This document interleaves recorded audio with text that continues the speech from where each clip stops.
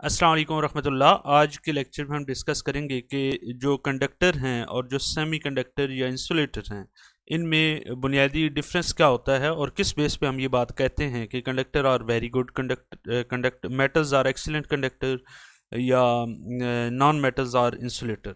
बुनियादी तौर पे कहाँ पे इनमें डिफरेंस आ रहा होता है और कंडक्टिविटी बुनियादी तौर पे वो कौन सा फिनोमेना है जिसकी वजह से कंडक्टिविटी हमें मिलती है। हम मुख्तलिफ मटीरियल्स के अंदर कंडक्टिविटी को अप्रॉक्सीमेट कर सकते हैं या गैस कर सकते हैं किन प्रिंसिपल के ऊपर हम ये बात डिसाइड करते हैं।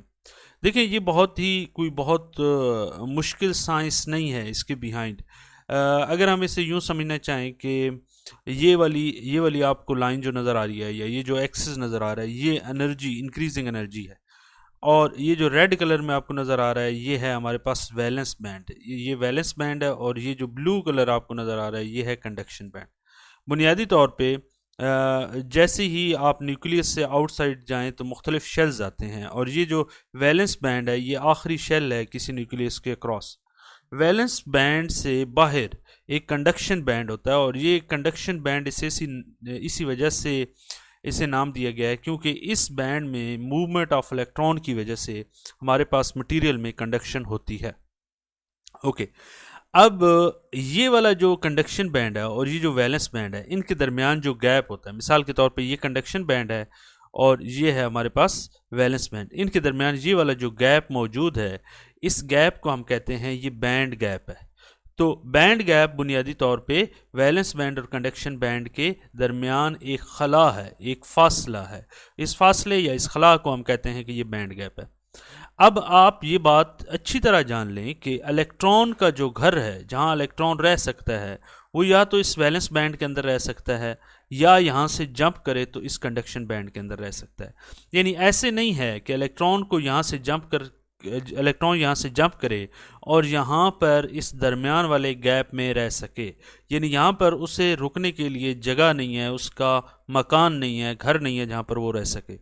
तो अगर वो यहाँ से जंप करेगा तो वो तब ही कर सकेगा कि उसके पास ये वाला जो गैप है उतनी एनर्जी हो। तो चूंकि अगर अब मैं इस एक्सिस को यहाँ से इस तरफ प्लॉट करूँ तो यहाँ पर आपको इन दोनों का डिफरेंस लें तो आपको ये वाली एनर्जी मिल जाएगी।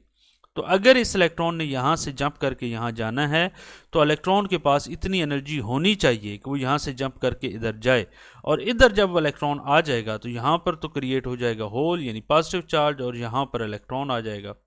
तो इसके नतीजे में इस कंडक्शन बैंड में इलेक्ट्रॉन की फ्री आ गया। अब यहाँ पर कंडक्शन बैंड में इलेक्ट्रॉन की मौजूदगी बुनियादी तौर पर यह इंडिकेट करती है कि यहाँ पर इलेक्ट्रॉन फ्री है और फ्री इलेक्ट्रॉन की मूवमेंट ही बुनियादी तौर पे कंडक्शन ऑफ इलेक्ट्रिसिटी होती है। तो अब ये बात अगर आपको बैकग्राउंड नॉलेज मिल गया है तो अब हम बात करते हैं कंडक्टर्स के ऊपर, सेमी कंडक्टर्स के ऊपर और इंसुलेटर के ऊपर। देखिए, अगर आप इस एक्सिस में मैं आऊँ तो सबसे पहले आपको ये मेटल्स नज़र आ रही हैं। Metals are excellent. हम अक्सर कहते हैं कि मेटल्स बहुत अच्छी कंडक्टर्स हैं। उसकी वजह यह है कि ये जो बैंड गैप मेटल्स में है ये ओवरलैप कर रहा होता है, ये बहुत कम है। यहाँ पर ये इसने लिखा हुआ ओवरलैप, यहाँ पर तो खैर ये सिर्फ समझाने की गर्ज से, अदरवाइज ये वाला जो बैंड गैप है ना ये बहुत ही कम है, यानी ये ओवरलैपिंग हो रही है। ये वाला जो आपको ग्रे कलर नज़र आ रहा है ये बुनियादी तौर पे कंडक्शन एंड वैलेंस बैंड की ओवरलैपिंग की वजह से ये वाला। तो यहाँ पर आपको ये वाइट कलर का गैप जैसे इधर नज़र आ रहा है या जैसे इधर नज़र आ रहा है, मेटल्स के केस में ये नज़र नहीं आएगा। इसका मतलब ये है कि मेटल्स के केस में वैलेंस बैंड से इलेक्ट्रॉन का जंप करके कंडक्शन बैंड में आना बहुत इजी है क्योंकि उसे एनर्जी ज़रूरत ही नहीं है, वो ऑलरेडी बहुत बहुत ही स्मॉल अमाउंट ऑफ एनर्जी। यानी आप ये अंदाज़ा लगाएं ना कि जब ये आपस में ओवरलैप कर रहे हैं और यहाँ पर एनर्जी वाला एक्सिस है, ये गैप है ही नहीं, आपस में ओवरलैप कर रहे हैं, तो बहुत ही कम एनर्जी से ये इलेक्ट्रॉन ऊपर जा सकते हैं। इस वजह से हम ये बात कहते हैं कि जब इलेक्ट्रॉन कंडक्शन बैंड में चला गया तो वहाँ कंडक्शन ईजी होगी, जिसके नतीजे में हम ये रिजल्ट ये कंक्लूड कर सकते हैं कि जो मेटल्स हैं वो अच्छी कंडक्टर होती हैं।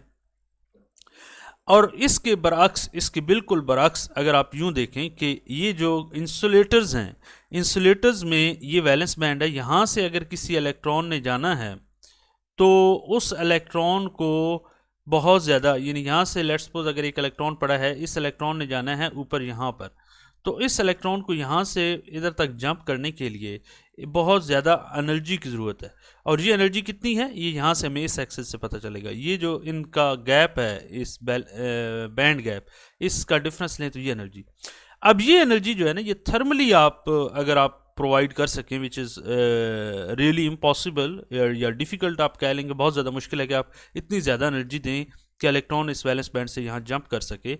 अगर आप ये देने में कामयाब हो जाएं तो इंसुलेटर भी कंडक्टर हो सकते हैं, यानी फिर इंसुलेटर नहीं रहते। इसी वजह से हम ये बात करते हैं कि अगर वो इंसुलेटर जिन्हें आप हाई टेम्परेचर पे ले जाएं, बहुत ज़्यादा एनर्जी दें, और ताकि इलेक्ट्रॉन की जंपिंग यहाँ से वहाँ तक ईजी हो जाए एनर्जी की वजह से, तो इस वजह से ये insulator behave like a conductor, क्योंकि ये हम बुनियादी कंडक्शन का प्रिंसिपल जो पिलर है वो ये है कि आपको इलेक्ट्रॉन यहाँ से यहाँ शिफ्ट करना है।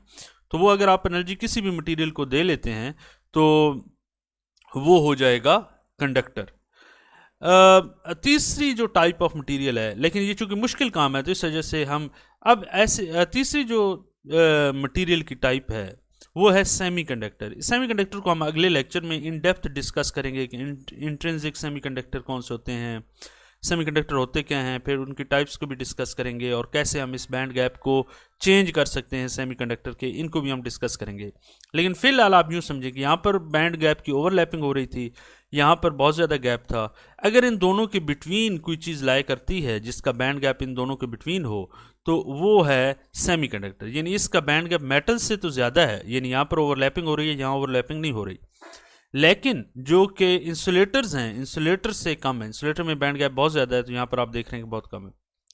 तो हम ये बात कह सकते हैं कि सेमीकंडक्टर जो है ये इसकी जो कंडक्टिविटी है वो लाई करती है बिटवीन मेटल्स एंड इंसुलेटर्स, या कंडक्टर एंड इंसुलेटर, तो इन दोनों के दरमियान लाई करती है। इसको हम इन डेप्थ अगले लेक्चर में डिस्कस करेंगे।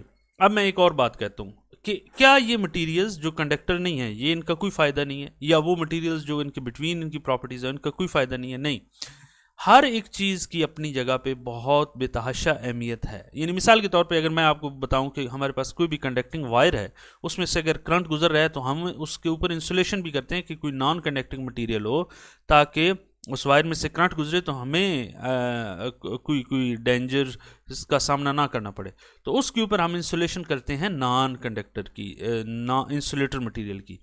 तो इस वजह से कंडक्टर की अगर अपनी अहमियत है तो इंसुलेटर की भी अपनी अहमियत है। इसी वजह से हम कहते हैं कि नहीं ये चीज़ निकम्मी कोई ज़माने में।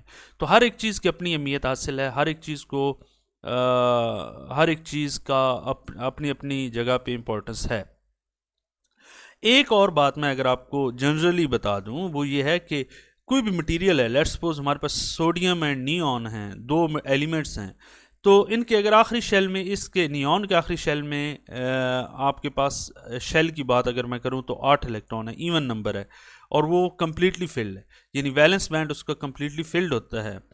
अब जो कम्प्लीटली फिल्ड वैलेंस बैंड और एक पार्शली फिल्ड वैलेंस बैंड दो सिनेरियो हों, तो जो कम्प्लीटली फिल्ड वैलेंस बैंड से इलेक्ट्रॉन को जंप करा के कंडक्शन बैंड में लेके जाना डिफ़िकल्ट टास्क है compare to partially filled electron में। मिसाल के तौर पे अगर आप देखें सोडियम के आखिरी जो वैलेंस बैंड है वो पार्शली फिल्ड है, इस वजह से सोडियम से इलेक्ट्रॉन को जंप कराना कंडक्शन बैंड में इजी है, तो इसी वजह से वो अच्छी कंडक्टर भी तस्वर की जाती है। अब जितने भी अच्छे कंडक्टर होंगे, ये ज़रूरी नहीं है कि वो हमेशा पार्शली फिल्ड हों, नहीं, कंडक्टर हमेशा ज़रूरी नहीं है कि वो पार्शली फिल्ड हो, लेकिन अच्छे कंडक्टर के लिए ये ज़रूरी है कि उनका वैलेंस बैंड पार्शली फिल्ड हो। ये था हमारा आज का लेक्चर जो कि बेसिक्स पे था। अगले लेक्चर में मिलते हैं सेमीकंडक्टर के हवाले से। उस वक्त तक के लिए अल्लाह हाफिज़। Thank you so much.